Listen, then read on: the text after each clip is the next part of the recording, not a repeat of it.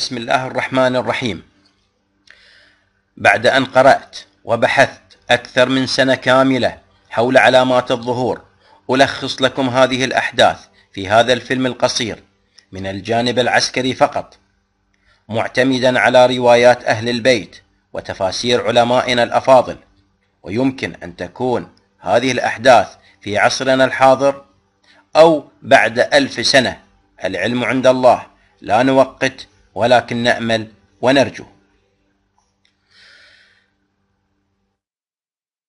وأول هذه العلامات هي انقسام الشام إلى رايتين أو جيشين، راية الأصهب وراية الأبقع، وسوف تتناحر هاتين الرايتين حتى تغرق الشام من دماء الناس دون غلبة إحدى الرايات على الأخرى.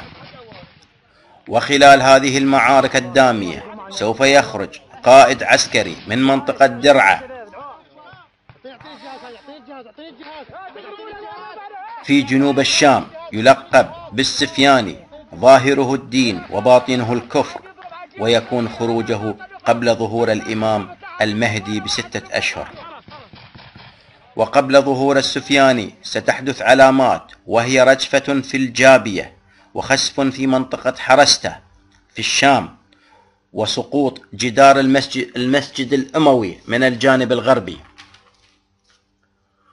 وأول عمل سوف يقوم به السفياني هو تشكيل جيش قوي والتوجه به إلى دمشق، حيث سيسيطر على منبر دمشق، ثم سيقضي على الرايات المتناحرة وهي الأصهب والأبقع، ومن ثم سيوحد الشام كلها تحت رايته.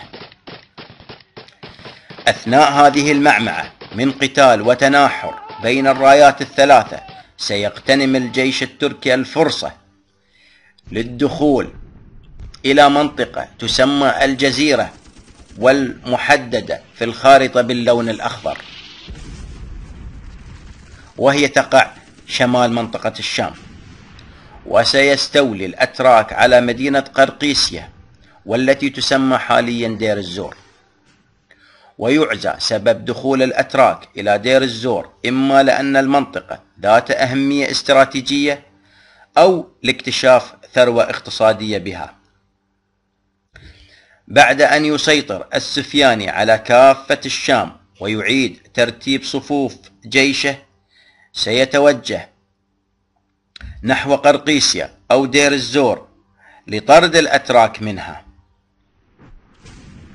سيلتحم الجيشان التركي والسفياني في معركة عظيمة سيقتل على إثرها 100,000 رجل، وستشبع سباع الأرض من جثث الجيشين.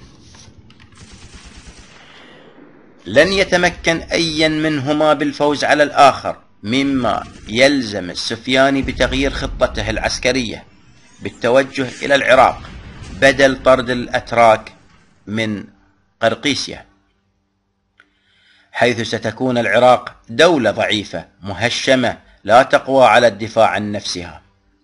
وسيكون للسفياني أتباع ومريدين في العراق يناصرونه ويطلبون منه القدوم.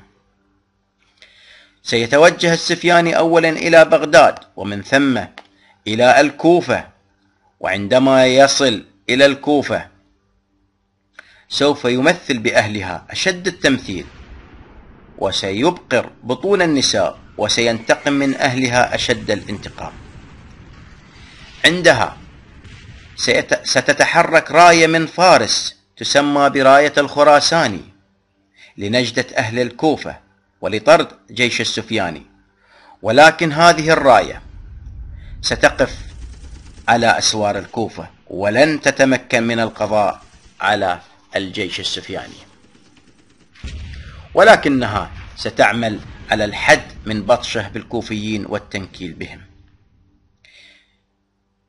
في هذه الفترة وفي الجهة المقابلة ستعتلي الحجاز الفتن وتصبح مقسمة ومتفرقة، وبعدها سوف تقتل 15 شخصية معروفة.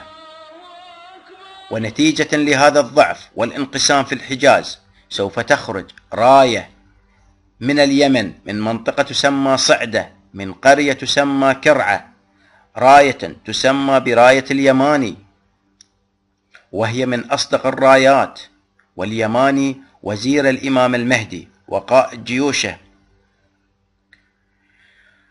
واليماني سيجدها فرصة إثر هذا الانقسام في الحجاز، حيث سيتحرك للسيطرة على مكة والمدينة. وإثر هذا الدخول المفاجئ لليماني سيؤدي إلى هروب كثير من الحجازيين وانضمامهم إلى الجيش السفياني. وعلى الفور سيتحرك جزء من جيش اليماني إلى العراق لمناصرة الكوفيين من بطش السفياني، ولكن للأسف لن يتمكن لا اليماني ولا الخراساني من القضاء على السفياني وجيشه، وسيقفا على حدود الكوفة. عندها سيقوم السفياني بتوحيد جزء كبير من العراق والشام تحت رايته. وبعد هذا سيظهر الإمام المهدي في الكوفة لبعض الناس، وهو الظهور الأصغر، ويؤسس بداية حركته المهدوية.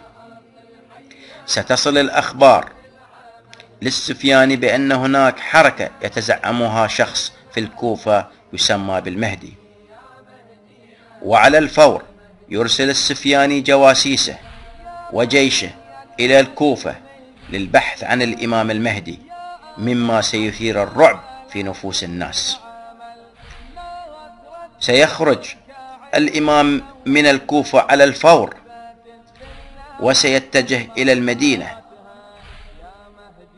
تصل الأخبار إلى السفياني بأن من اسمه المهدي خرج من الكوفة، وإنه متواجد حاليا في المدينة لتجميع بعض المناصرين له.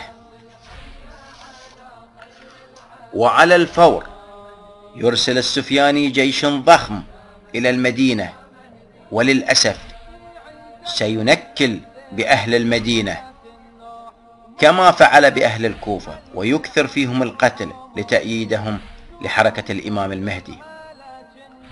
وفي هذه الأثناء وفي مكة ستخرج شخصية مؤمنة معروفة للناس، سمتها الأحاديث الشريفة بالنفس الزكية.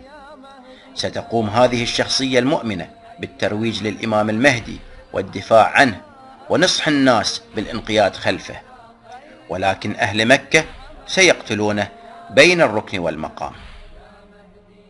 وسيكون قتله يوم 25 من ذي الحجة، أي قبل خروج الإمام المهدي بأسبوعين. بعد قتل النفس الزكية سوف يتحرك الإمام من المدينة باتجاه مكة. عندها ستصل الأخبار للسفياني بتحرك الإمام المهدي إلى مكة، مما يثير غضبه ويعطي أوامره للجيش بالتوجه إلى مكة والدخول فيها.